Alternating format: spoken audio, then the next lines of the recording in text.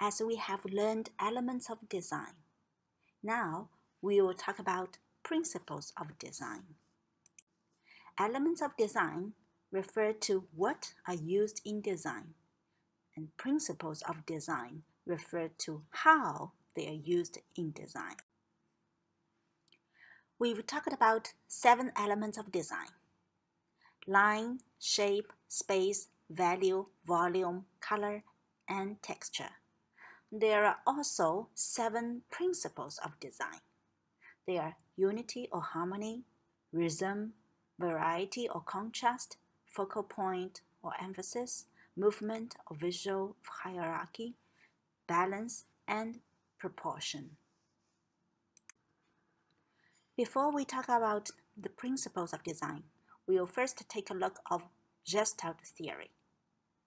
The principles of design outlined in this chapter use results from psychological studies based on human perception of visual elements. The most widely accepted study on this subject is included in the Gestalt theory of visual perception. Gestalt is actually a German word. It is a psychology term meaning unified whole. It is developed by German psychologists. According to Gestalt theory, humans inherently look for order or a relationship between various elements. They tend to organize visual elements into groups or unified wholes when certain principles are applied. This unified whole is very different from the components. The design on the upper left in Figure 2.1 is an example of how similar shapes group themselves to form a diamond. This diamond shape is clearly evident to a viewer and can be seen with little effort on the viewer's part. The lower left design is an example of how similar colors, symbols, and letters have grouped themselves to form the American flag. The design on the right is an example of shapes which are not physically connected but form a relationship between each other and become a greater shape, different from its parts. These 3 examples represent just a few of the many fundamental ideas associated with Gestalt theory. The following sections will explore the relationship between the elements and the principles of design using Gestalt theory as evidence of how we naturally organize images. The first principles of design is unity or harmony. Unity means things belong together. Harmony is a word in place of unity. The simple design on the left in Figure 2.2 is an example of unity. Notice how the similarity of shapes and their placement creates unity throughout the entire composition, even though the sizes of the shapes vary. In contrast, the simple design on the right is void of unity. Notice how the lack of unity between shapes causes the composition to feel chaotic. Unity can be accomplished through placement, repetition, and continuation. Each of these principles connected to unity can be applied to any elements of design, including line, shape, value, and color. In the next slides, we are going to use a page design to explain how unity is achieved. The placement of elements next to each other is one way to create unity.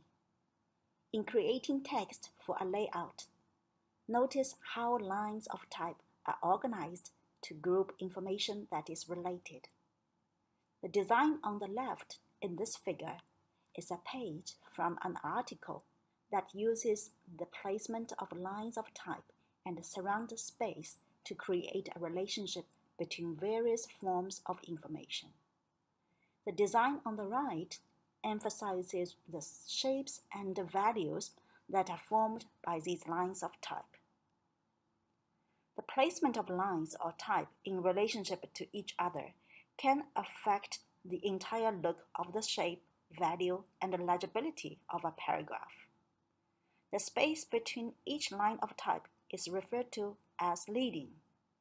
The closer the lines of type or less leading there is, the denser and the darker the shape of the paragraph appears. Other terms that are related to layout design is like kerning. Kerning refers to space between letters, and alley refers to space between columns. Gutter refers to space between two pages. Kerning, leading, alley, and gutter are all important terms of paragraph design. This figure here shows two paragraphs. The one on the left shows more leading, and the one on the right shows less leading. Notice the relationship between the lines of type. Can you see the differences in value? Which is easier to read? There are more terms in layout design. Flush means that the text is vertically lined up to one side. It could be flush to the left or to the right. Justified means that the text is vertically lined up on both sides. Both flush and justified arrangements of type give the paragraph unity. Random placement of justification is less readable and more chaotic. In this figure, the paragraph on the left is flush to the left. The paragraph in the middle is justified on both sides. The paragraph on the right is randomly arranged. So you can see the paragraph on the right is less organized, less readable, and more chaotic. Unity can also be achieved by placement using shapes. For example, in these two figures, notice the relationship between the shapes are different. All of the shapes in the left design are placed far apart and all are too close to the picture frame. When shapes are placed closer to the picture frame and further away from each other, they will form a strong relationship to the picture frame and a weak relationship to each other. When this happens, the edges of the composition will receive the attention, and the middle feels open and empty. This is an example of one title designed in two different ways. In the first title, the letters are placed tightly. In the second title, the letters are placed loosely. What is the difference between the two type placement? The first one creates a fast-paced feeling, and it is usually used for ads and billboards that promote products for people on the go or that need to be read very quickly.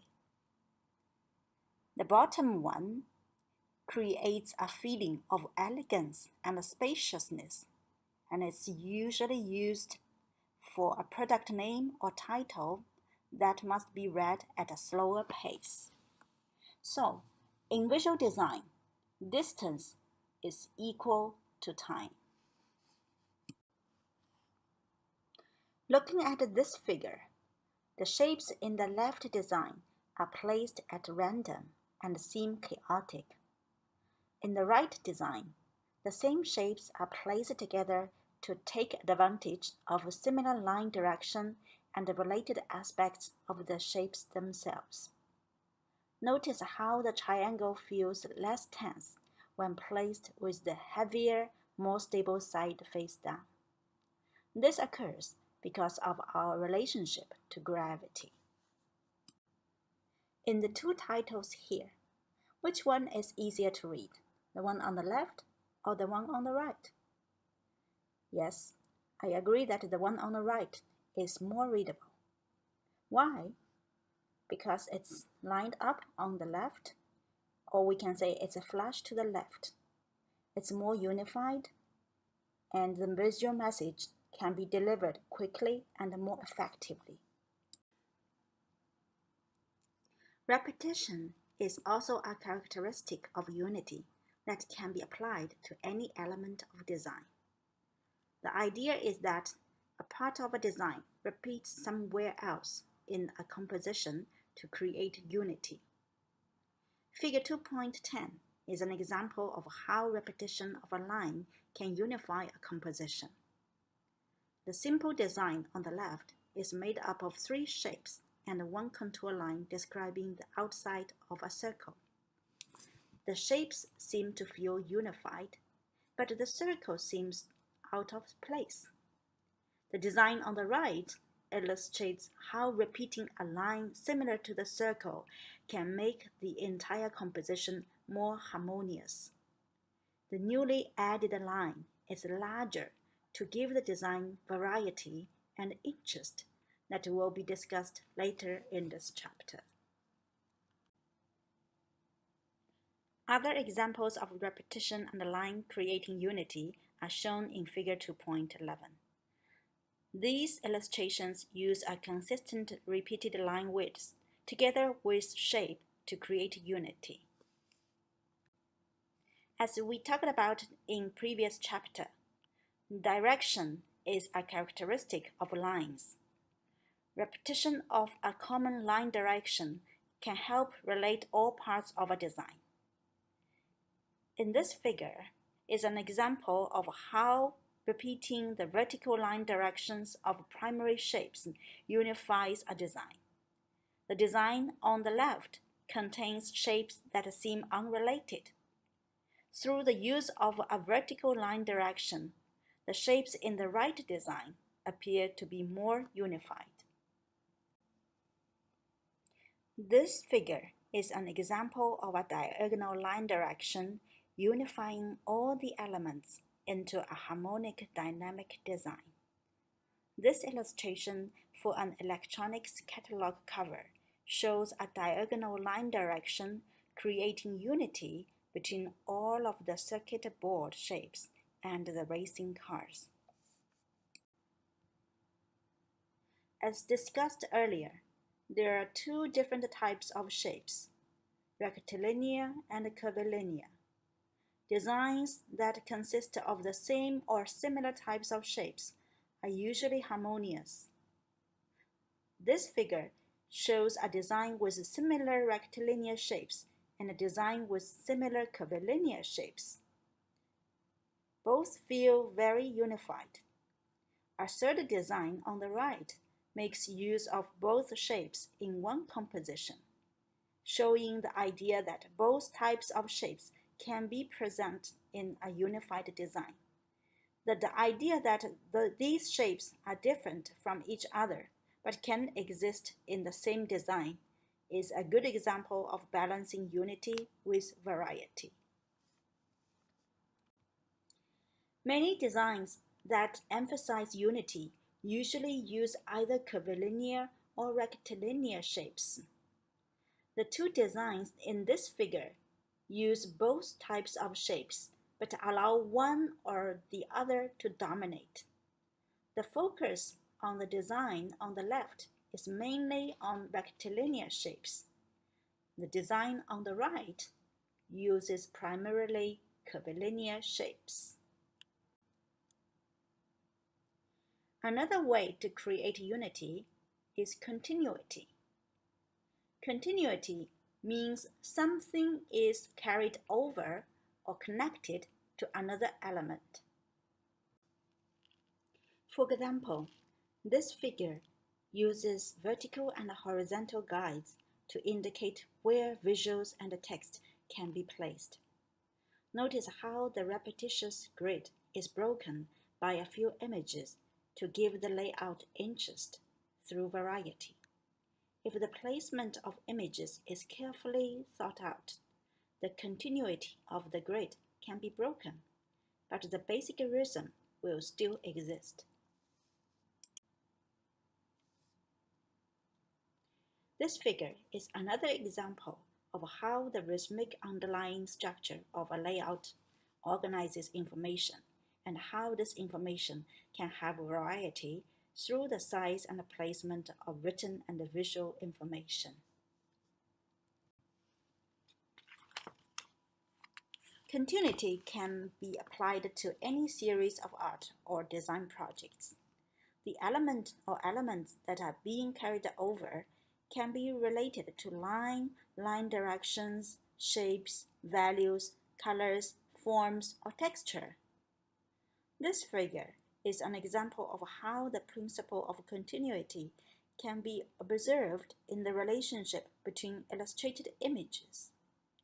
Continuity is created in similar fashions by the theme, style, color, values, and basic composition. Continuity is also used in establishing corporate identity.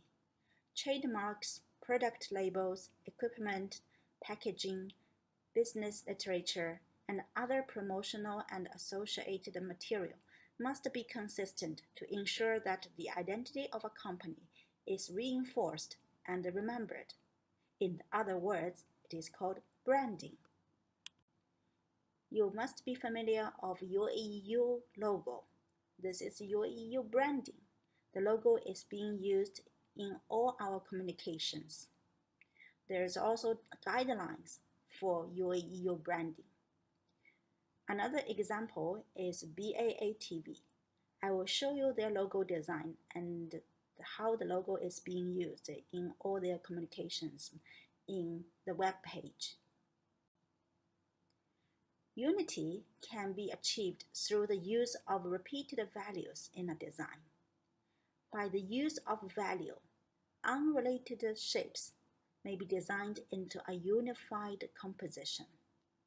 For example, in the figure here, the one on the left is not unified because of different value and different shapes. The one in the middle is a little bit more unified because they are all in the same value. The one on the right is most unified because they are in the same value and same line direction. The second principle of design is rhythm. Rhythm creates unity by repeating exact or slightly different elements in a predictable manner. What is the difference between rhythm and repetition? Rhythm differs from repetition in the degree of duplication of elements and the feeling of pacing. Rhythm depends on a more exact duplication of elements. We can see it in the next figure. In this figure, the design on the left is an example of a design that uses repetition of shapes, but not rhythm. The design on the right is an example of rhythm. Rhythm uses repetition to produce feelings of predictability and pacing.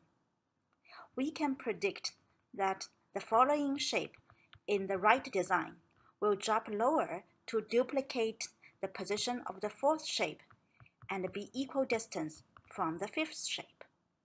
But in the left design, we don't know where the next shape will appear. There are two types of rhythm, alternating rhythm and progressive rhythm. The alternating rhythm means that the two elements are created and these two elements are repeated over and over, one after the other. Progressive rhythm relies on a progressive change in a series of elements that are repeated. These elements change from one element to the next in increasing or diminishing size or weight. For example, in the figure 2.17, The first design on the left is an example of alternating rhythm. The second design from the left is an example of progressive rhythm. Notice how your eye follows the design downward until it almost leaves the picture frame. This is not what a designer wants if the point is to keep the viewer's interest. The third design from the left solves this problem by creating a shape at the bottom that stops the progressive rhythm. This bottom shape feels unified because it is aligned with another shape located near the top. Notice how your eye is stopped from going out of the picture frame and back up to the top. The design farthest to the right is an example of progressive rhythm that progresses in two different directions. It is also an example of alternating rhythm because of the alternating thick and thin shapes. In this figure, examples of progressive rhythm are shown in the snowflake design on the upper left and the tents in the painting on the upper right. Alternating rhythm is used in the design on the lower left and the photograph on the lower right. An alternating pattern of pine leaves rotates in a circular pattern around the bright star. In the photograph on the lower right, an alternating pattern of a hayfield creates an interesting visual effect. The third element of design is variety, or we call them contrast. When everything is overly structured and unified, the result can be so predictable and repetitive that it becomes boring. Therefore, variety, which refers to difference, is introduced. Too much variety causes chaos, like the picture on the left. Too much unity is boring, like the picture on the right. Unity and variety are very different, but they have two things in common. First, they can both be applied to any or all elements of design. Second, most successful designs are composed of a balance between these two principles. Variety must be used with unity to create a successful design. It is up to the designer to balance these two principles.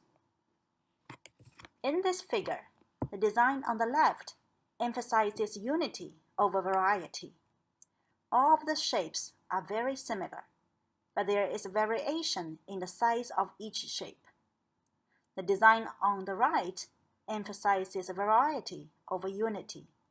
You can see a variety of shapes and sizes unified by placement and the repetition of each shape placed throughout the entire design.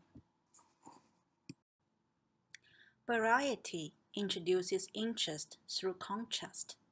Contrast refers to the differences between elements. Shapes may contrast in a variety of ways to create interest. They can vary in size or visual weight.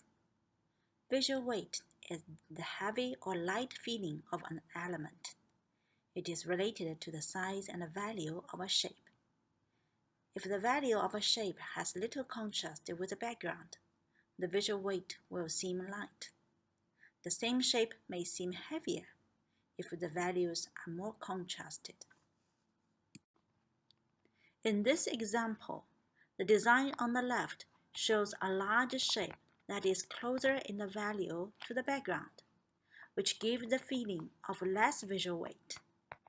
The same shape in the design on the right feels heavier because of the contrast in value. The three small shapes are used to emphasize and give reference to the large shape's visual weight in both designs. Contrast can also be in size. For example, the small car and the big white space in this poster is to emphasize the small model of cars that Volkswagen Beetle creates in 1960s. This is another example of contrast in size. The small baby's feet and with the big adult's feet. Contrast can also be in color. Contrast color means a pair of colors on the opposite side of the color wheel. Like, for example, the contrast color of yellow is purple. The contrast color of red is green. The contrast color of blue is orange. Contrast colors are used in, for example, logos, paintings, national flags, pictures, photos, to create interest and to create focus point. Contrast can also be in line directions. For example, in these two figures, the words in the middle is a focal point because it's the crossing point of the vertical lines and the horizontal curves. Contrast can also be in shapes. The circle in the middle and the rectangle papers in the background is a good contrast, making people's focus into the circle in the middle of the design.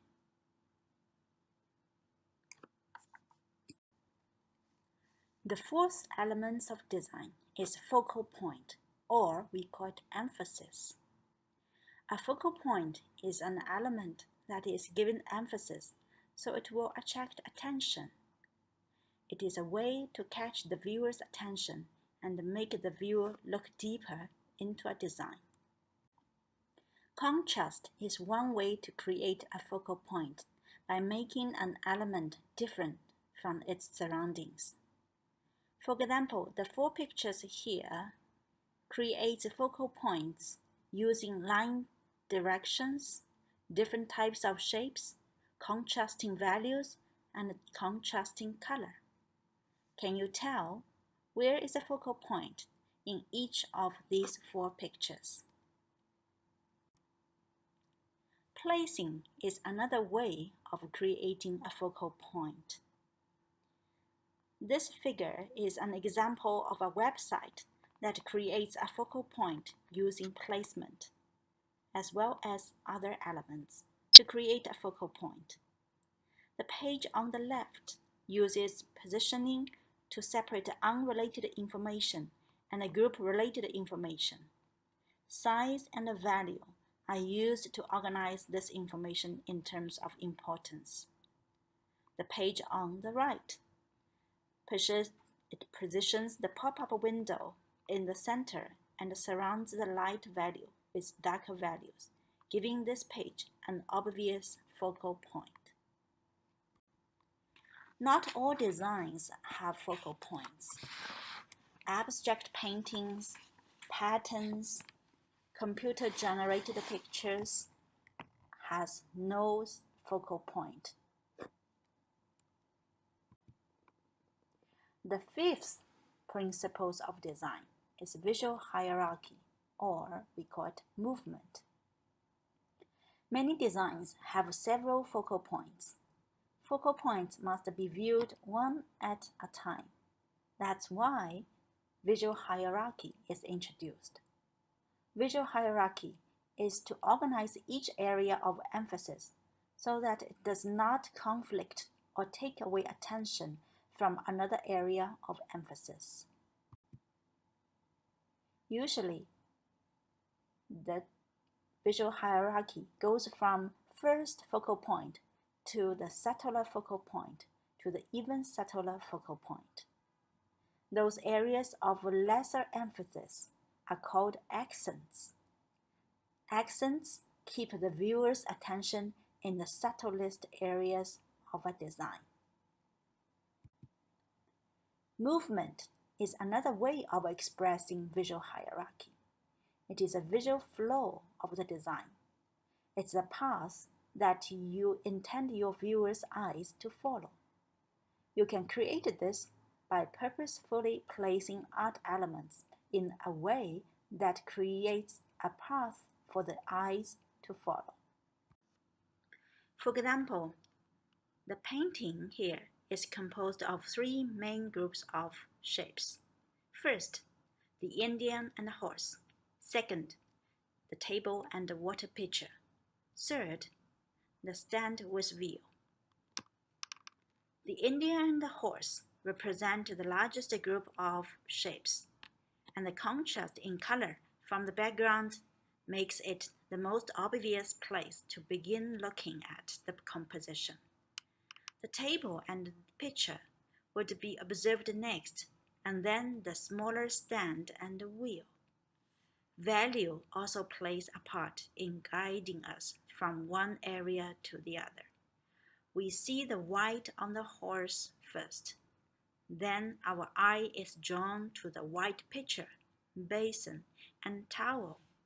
From there, our attention goes to a tiny white shape on the handle that is connected to the wheel, which helps our eye continue to the lower left and then up to the whiteness in the sky and over again to the white color of the horse. This is the movement of the eyes and also following the visual hierarchy. The next principle of design is balance. Balance means a design is weighted equally.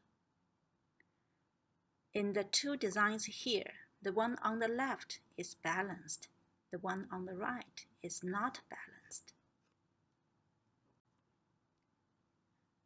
In this picture, the girl is sitting on one wheel. She is not supported by the other wheel, so you can have a feeling of imbalance here. In this picture, you feel much more balanced because the girl has two wheels to supporting her. This is called visual balance. Balance can be categorized into symmetrical balance and asymmetrical balance. Symmetrical balance means that the two sides are exactly the same. When you fold the two designs across the middle line, the two parts will overlap. Asymmetrical balance means there is no middle line where the two parts can be overlapped. Symmetrical balance can make you feel formal, stable, and static in the design. Like the photo here, the two kids are balanced in the whole composition. This is another example of symmetrical balance. You can feel stability and permanence in this design.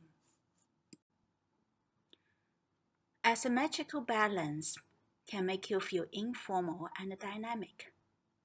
The two people in this picture is a little bit on the left side, and the door in the background is a little bit on the right side. The whole picture is balanced, but in an asymmetrical way. Asymmetrical balance can also be used in page design.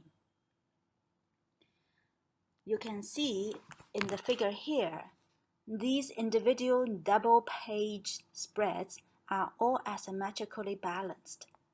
Continuity and harmony are maintained through the use of a similar grid structure, colors, and theme. Radial balance is another type of balance. It's a balance that radiates out from a central focal point. It can be either symmetrical or asymmetrical, depending on the location of its focal point. In the figure, the one on the left is asymmetrical radial balance, and the two small pictures on the right are symmetrical radial balance. Balance is achieved by the right arrangement of shapes, colors, or value. We can use triangle shape to create a good balance. Or we can use an S shape to create a good balance. The two pictures here, you can see the one on the right with the S shape is more balanced than the one on the left.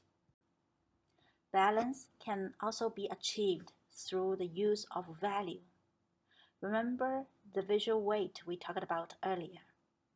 The bird here in this picture is dark and it has big contrast with the white background, so it has relatively big visual weight.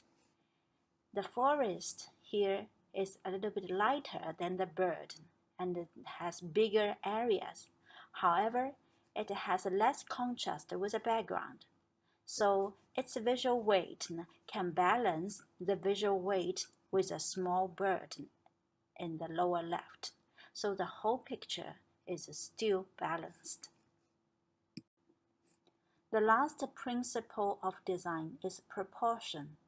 Proportion refers to the relative size and scale of the various elements in a design. Proportion comes from nature and the human body. This is a famous picture of Leonardo da Vinci, the Vitruvian Man. It shows the proportions of the human body. Similarly, architect Le Corbusier has also developed the modular man in the long tradition of Leonardo da Vinci's Vitruvian Man, and other attempts to discover mathematical proportions in the human body, and then to use that knowledge to improve both the appearance and the function of architecture. Perfect proportion can also be found in Fibonacci sequence. For example, when we make squares with those widths following Fibonacci sequence, we get a nice spiral, which can also be found in nature, like in shells. The spiral happens naturally in sunflower seeds because each new cell is formed after a turn. Leaves, branches, and petals can grow in spirals too, so that new leaves don't block the sun from older leaves, or so that the maximum amount of rain or dew gets directed down to the roots. When we take any two successive Fibonacci numbers, their ratio is very close to the golden ratio, phi, which is approximately 1.618. The golden ratio is a good proportion used in lots of design.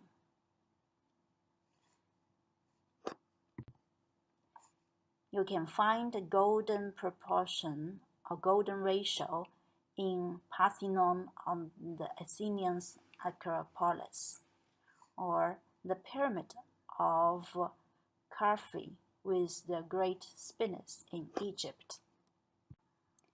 Proportion can also be found in Mona Lisa. People find lots of golden ratio being applied in this painting. The Salvator Mundi, the painting on the right, is also done by Leonardo da Vinci, and it is the most expensive painting being auctioned in the history, and it is now stored in Louvre Abu Dhabi. Hope it will be exhibited very soon. There's a lot of golden ratio being used in the Salvator Mundi, which Leonardo da Vinci also called as divine proportion. Leonardo da Vinci has a book written in a title called Divine Proportion. Okay, so as a summary, We have talked about Gestalt theory in this chapter, and then we explained the 7 principles of design: unity or harmony, rhythm, variety and contrast, focal point or emphasis, movement or visual hierarchy, balance, and proportion. The principles of design can apply to many different forms of design. The principles of design can also be found in the organization and the design of almost anything. The elements and the principles of design are the foundation for every project, but the specifics of how they will be used are dependent on the design problem. In the next chapters, we will deal with the procedures of defining design problems and creating visual solutions using the elements of design and principles of design.